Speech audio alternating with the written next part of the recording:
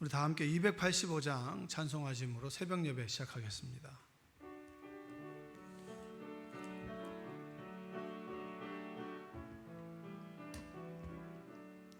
주의 말씀 받은 그날 참 기쁘고 복되도다. 이 기쁜 마음 못 이겨서 온 세상에 전하노라. 기쁜 날 주 나의 죄 다 씻은 날 늘 깨어서 기도하고 늘 기쁘게 살아가리. 기쁜 날 주 나의 죄 다 씻은 날 이 좋은 날 내 천한 몸 새 사람이 되었으니 이 몸과 마음 다 바쳐서 영광의 주 늘 섬기리. 기쁜 날 주 나의 죄 다 씻은 날 늘 깨어서 기도하고 늘 기쁘게 살아가리.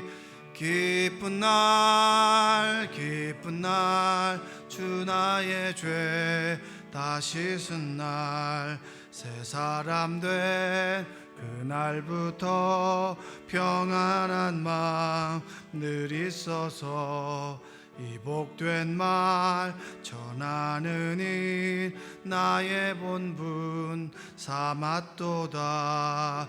기쁜 날 주 나의 죄 다 씻은 날 늘 깨어서 기도하고 늘 기쁘게 살아가리.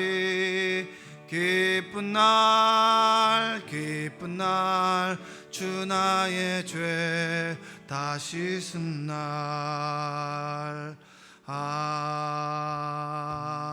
아멘. 우리 사도신경으로 신앙 고백하겠습니다.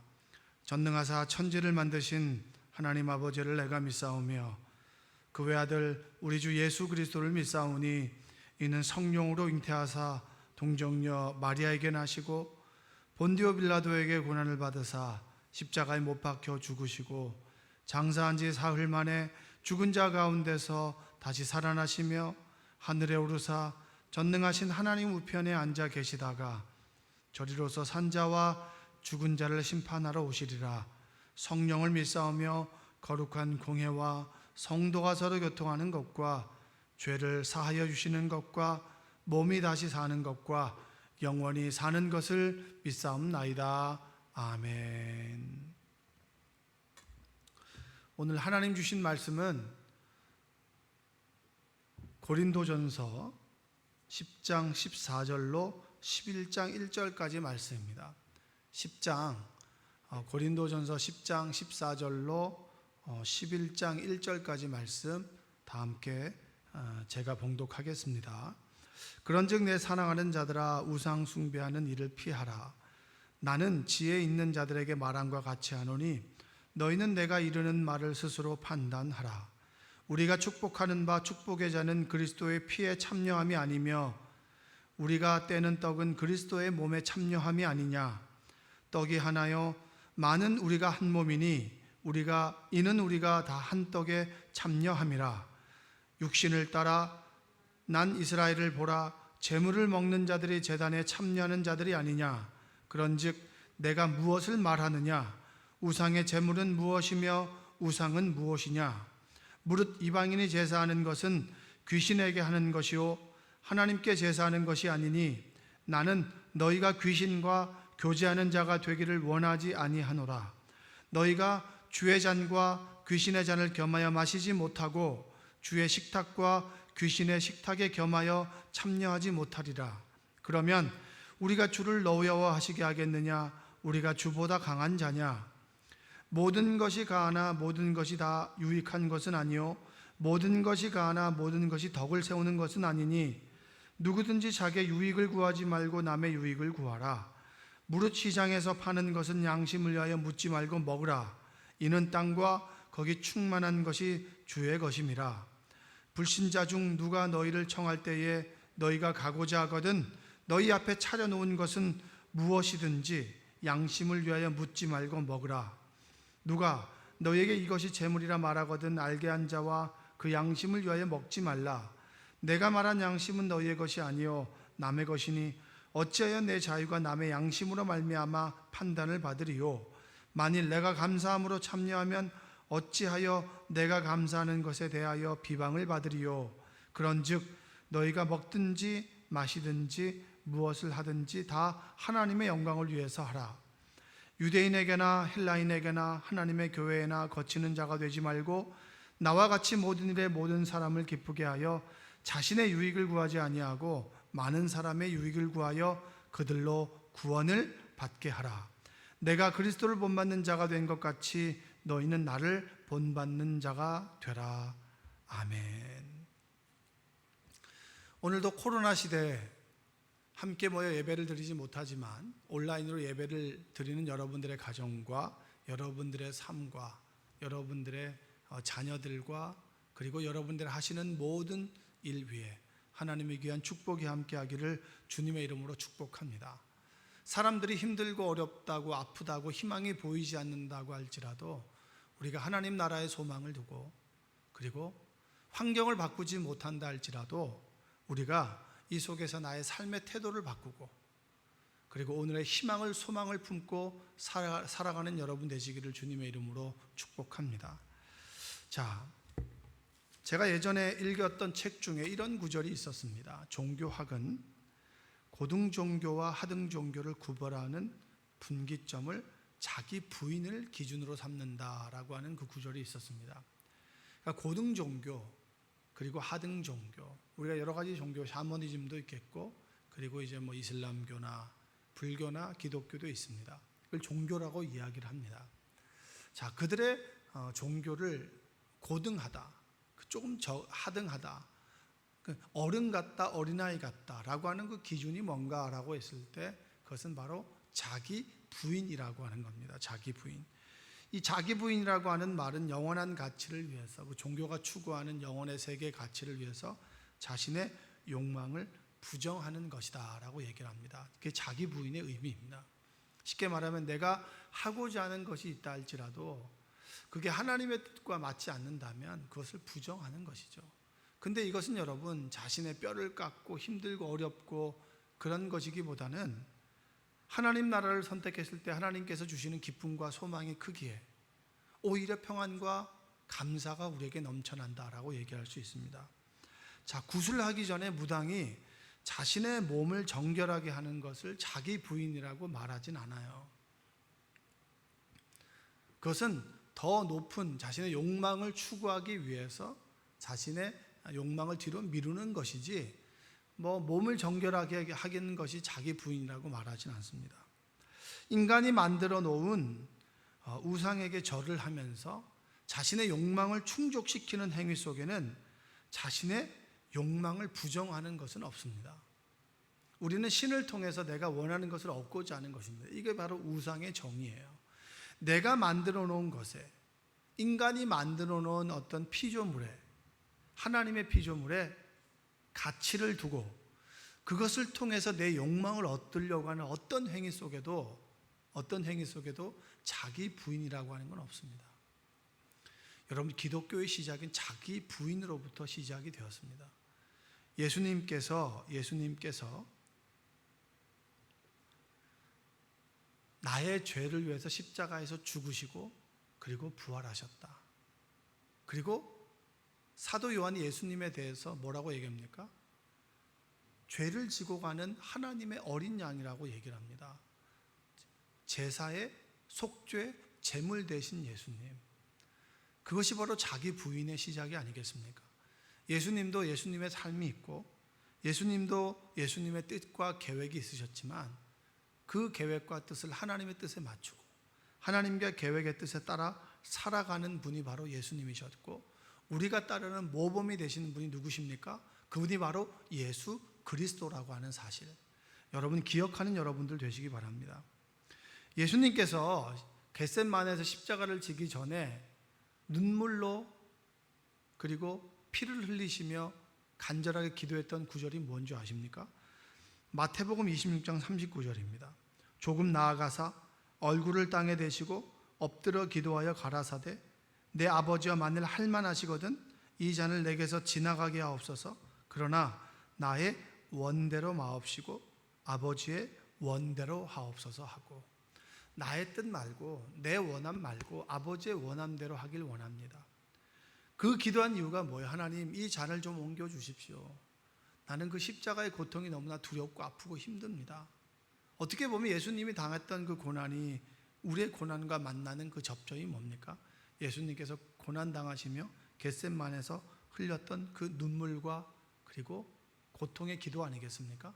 그 기도가 우리와 만나게 될 때 우리도 예수님처럼 나의 원함을 내려놓고 하나님의 원함을 나의 원함으로 받아들이는 그런 성숙한 믿음의 사람이 되는 줄로 믿습니다. 그렇게 보면 그리스도의 삶이 뭡니까? 나의 욕망과 뜻대로 사는 삶에서 돌아서서 주님께서 원하시는 삶으로 우리의 삶의 방향과 태도를 바꾸어 가는 것, 그것이 바로 그리스도인의 삶이라고 이야기를 할 수 있습니다. 바울이 그런 측면에서 이렇게 얘기합니다. 모든 것이 가하다.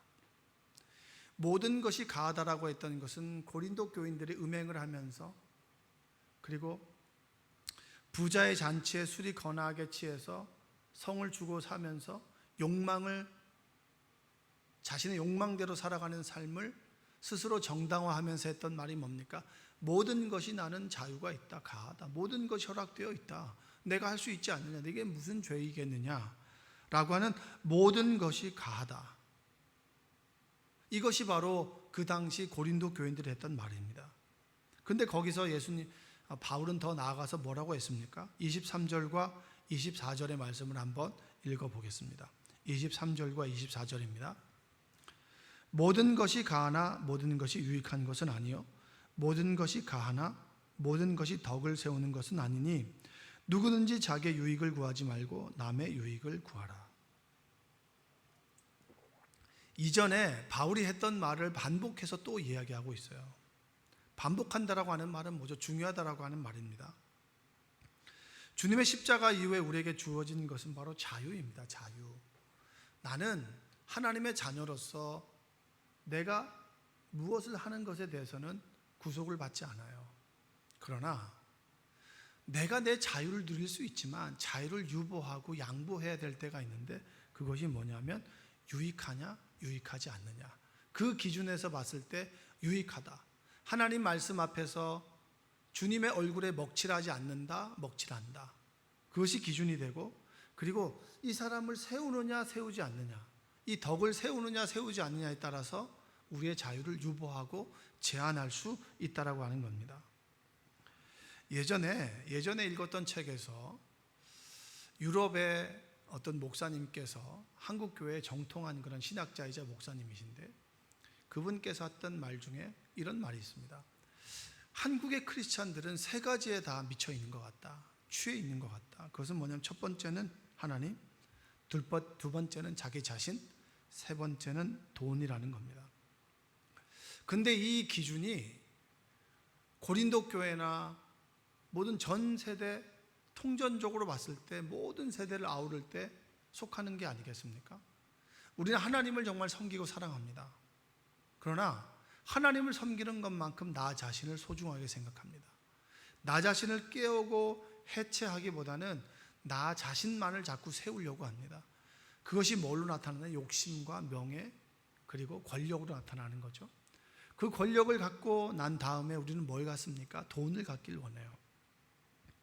좀 더 넓은 아파트, 좀 더 좋은 차, 좀 더 좋은 옷, 좀 더 맛있는 비싼 음식, 그런 돈을 우리가 원합니다.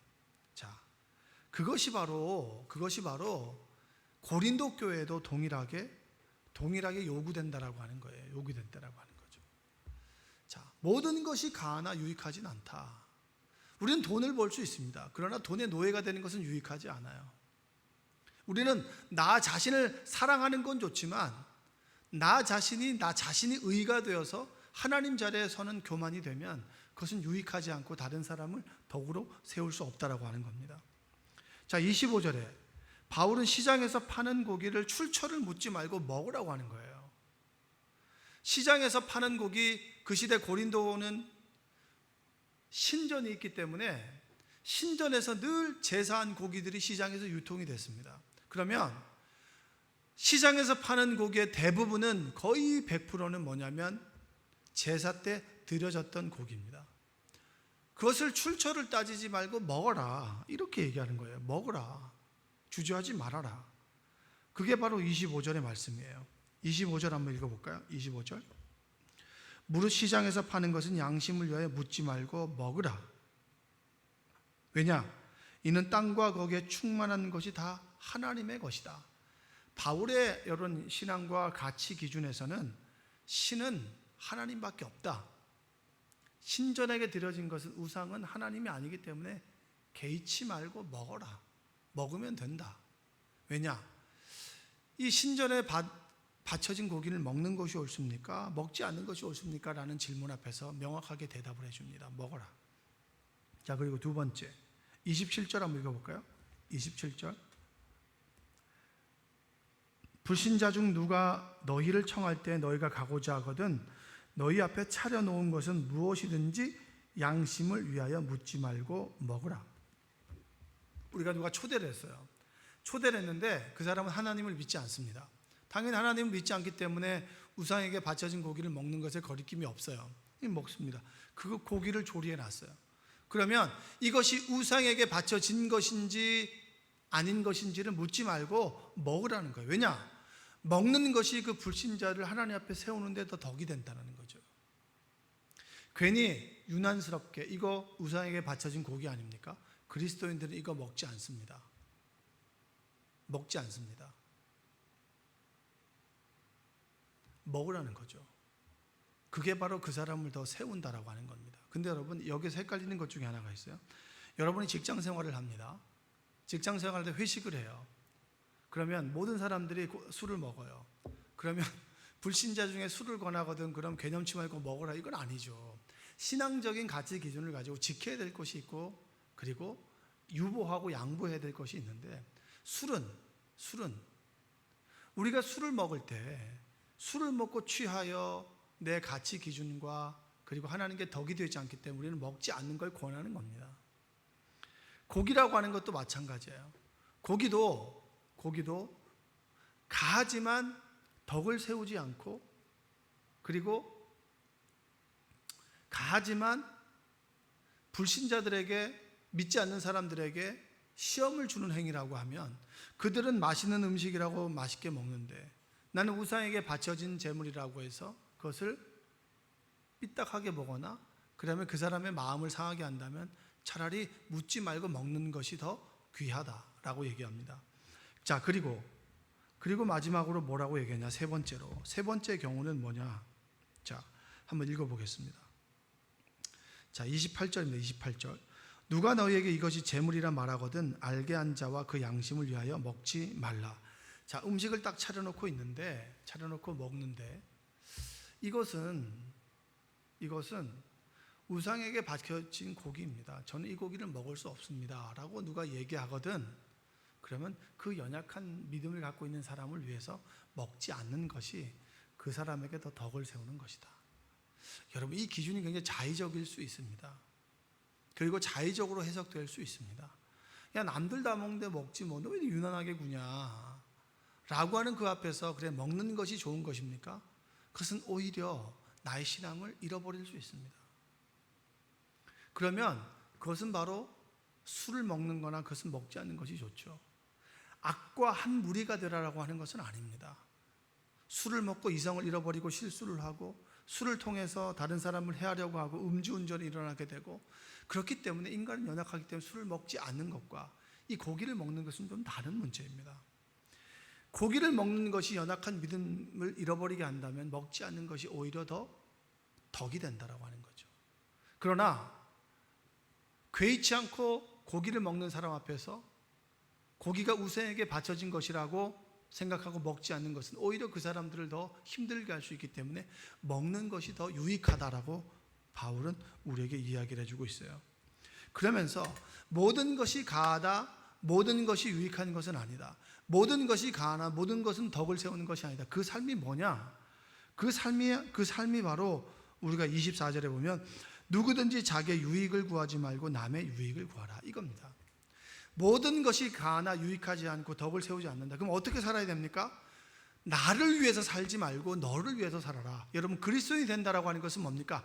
나에서 내 모든 생각과 가치 기준이 우리로 바뀌는 거예요. 나에서 너를 위한 삶으로 바뀌는 거예요. 나의 유익을 위한 삶보다 너의 유익을 위한 삶이 되는 겁니다. 여러분, 제가 기쁘고 즐거울 때는 뭐냐? 가족들이 즐거워하고 기뻐할 때입니다. 나와 같이 있는 사람들이 웃고 행복해하면 나도 행복해요.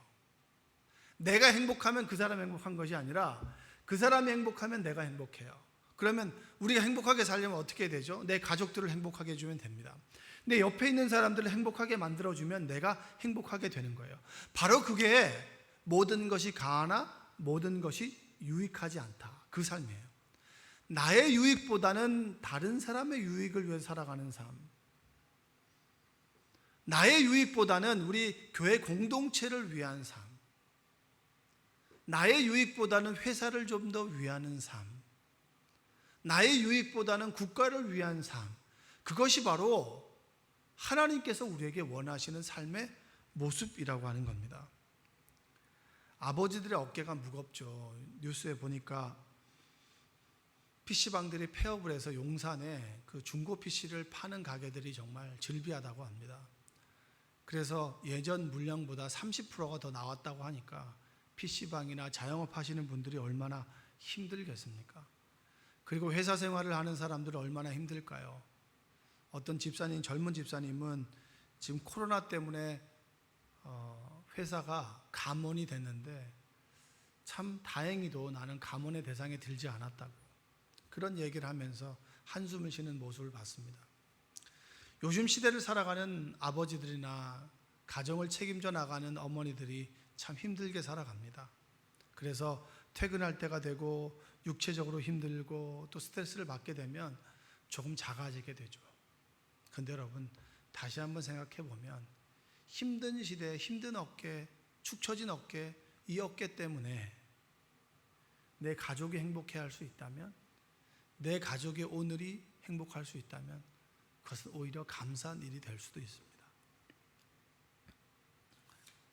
엄마들이 늘 식사를 준비하고 가정 일을 책임집니다. 왜 나만 해? 왜 나만 고생이야? 물론 가족들이 도와주면 더 좋습니다. 도와줘야 되는 것이 맞고요. 그런데 어머니가 수고해서 맛있는 음식을 만들고, 어머니가 수고해서, 아내가 수고해서 이 가정을 잘 건사함으로 인해서 남편이 그리고 자녀들이 행복해 한다면 참 그것은 다른 사람의 유익을 위한 삶입니다. 나만 죽으라고 고생하는 삶이 아니라 또 그것을 당연하게 받아들이는 자녀와 남편이 있어서는 안 되겠죠. 그렇게 어머니의 수고로, 아내의 수고로 가정이 세워질 수 있다면 그것만큼 소중하고 가치 있는 일은 없습니다. 그게 다른 사람의 유익을 위한 삶이라고 하는 것이죠. 때로 교회 일을 하다 보면 힘들 때가 있어요. 비가 올 때 보면 11시쯤 되어서 내가 창문은 닫아놓고 왔나? 그렇게 교회에 올 때가 종종 있습니다. 최근에 비가 많이 올 때는 태풍이 온다 그랬을 때는, 아이삭이 온다 그랬을 때는 저는 그냥 걱정이 돼서 교회가 좀 편할 것 같아서 하룻밤을 잔 적이 있었습니다. 그러면서 가만히 생각해보면 내가 이렇게까지 해야 되나라고 하는 생각이 들 때가 있는데, 내가 좀 고생해서 우리 교인들이 행복하게 신앙생활을 할 수 있다면, 내가 좀 고생해서 깨끗한 환경에서 우리 교인들이 예배 드릴 수 있다면, 토요일 아침마다 청소하는 것이 힘들지 않고요, 그리고 함께 일하는 사람들이 있기 때문에 다수의 성도들이 행복해 할 수 있다면 그것은 얼마나 감사하고 기쁜 일입니까? 나를 좀 희생하는 거, 그거 나쁜 거 아니에요. 그런데 요즘에는 여러분들을 희생하지 마십시오, 소중한 여러분들을 지켜나가십시오 라고 하는 메시지가 들리는 것 같아요. 내가 좀 더 수고하고 열심히 일해서 회사가 좀 더 높은 매출을 올린다라고 하는 것, 그것만큼 기쁘고 감사한 일이 어디 있겠습니까? 여러분 생각의 기준을 좀 바꾸는 여러분들 되시기 바랍니다. 나의 유익보다는 다른 사람의 유익을 위해 살아가십시오. 그것이 바울이 이야기하는 뭡니까? 그리스도를 본받는 삶이고 나를 본받는 삶인 줄로 믿습니다. 오늘 하루를 살아가면서 난 맨날 손해만 봐. 난 늘 대접해야 돼. 저는 늘 기도하는 것 중에 하나가 있어요. 하나님, 제가 친구들을 만나게 되거나 사람들을 만나게 될 때 내가 밥 한 끼 대접하는 것에 주저하지 않도록 주님 물질을 좀 주시옵소서. 힘들어하고 수고하는 후배들과 선배님들이 있을 때 내가 다만 얼마라도 좀 통장으로 붙일 수 있는 물질의 여유를 좀 주십시오 라고 기도합니다. 왜냐? 나의 유익보다는 다른 사람의 유익을 위해서 다른 사람을 기쁘게 했을 때 나의 기쁨이 더 커진다라고 하는 것을 저는 체험적으로 알고 있습니다. 여러분, 이제부터 여러분이 살아갈 때 내가 땀 흘려 일하는 것이 나만 일한다라고 하는 것이나 내가 희생함으로 가족이, 내가 희생함으로 우리 공동체가, 내가 희생함으로 생명나무 교회가, 내가 희생함으로 회사가 유익을 얻는다면 정말 가치 있고 보람 있는 일이라고 하는 사실을 믿는 여러분 되시기를 주님의 이름으로 축복합니다. 교회에서 반주로 고생하는 분들이 있죠. 왜 나만 늘 고생해야 돼? 그 희생을 통해서 교인들이 정말 기쁘게 찬송할 수 있다면, 내가 늘 이 강대상을 쓸고 닦고 물을 떠놓는 그 행위를 통해서 정말 성도들이, 목사님이 기쁘게 말씀을 전하고 성도들이 기쁘게 말씀을 받을 수 있다면 나의 희생으로 나만 하는 그 수고가 다른 사람에게 기쁨과 보람이 된다라고 하는 것, 그걸 믿는 여러분 되시기를 주님의 이름으로 축복합니다. 나의 유익을 위한 삶이 아니라 다른 사람을 기쁘게 하는 삶, 다른 사람을 유익하게 하는 삶이 되시기를 주님의 이름으로 축원드립니다. 기도하겠습니다. 사랑과 은혜가 풍성하신 아버지 하나님, 감사합니다. 하나님, 오늘도 주의 종을 통하여 귀한 말씀 전하게 하심에 감사합니다. 하나님의 말씀을 대언합니다. 설교를 준비하는 과정이 때로 힘들고 어렵지만 힘들고 어렵게 준비한 그 설교가 우리 성도들의 삶이 유익하게 되기를 원합니다. 주여, 가려주시고 그리고 우리 성도들의 삶에 영이 살아가는 말씀 되도록 주님 도와주시옵소서. 오늘 하루를 살아갈 때 여러 가지 중요한 결정 가운데 있습니까? 어려움 가운데 있습니까? 희망과 소망이 되신 주님을 바라보며 나의 희생과 수고와 헌신이 다른 이들을 유익하게 만든다라고 하는 믿음의 고백이 우리 안에 있기를 원하오니 주여 도와주시옵소서. 예수님의 이름으로 기도합니다. 아멘. 우리 285장 1절 찬송하시고 주신 말씀 가지고 생명나무 교회를 위해서, 그리고 이제 구글 미트로 우리 청년부 성경 공부를 하고요, 또 오늘 목요일 저녁부터는 또 30대 성경 공부를 예비 모임을 시작으로 해서 소그룹 모임을 온라인으로 좀 하려고 합니다. 여러분 기도해 주셔서 할 수 없다가 아니라 무엇 할 수 있을까, 어떻게 하면 할 수 있을까라고 하는 그런 긍정적인 사고를 가지고 신앙생활 했으면 좋겠습니다. 교회 학교와 선교회 속회를 위해서 기도해 주시고, 몸이 아픈 분들, 사업이 어려운 분들을 위해서 기도해 주시고, 코로나 때 온라인 예배를 제대로 드리지 않아서 믿음 잃어버리지 않도록 성도들을 위해서 기도하시고, 여러분의 간절한 기도 제목을 위해서 기도하시고 우리 돌아가겠습니다.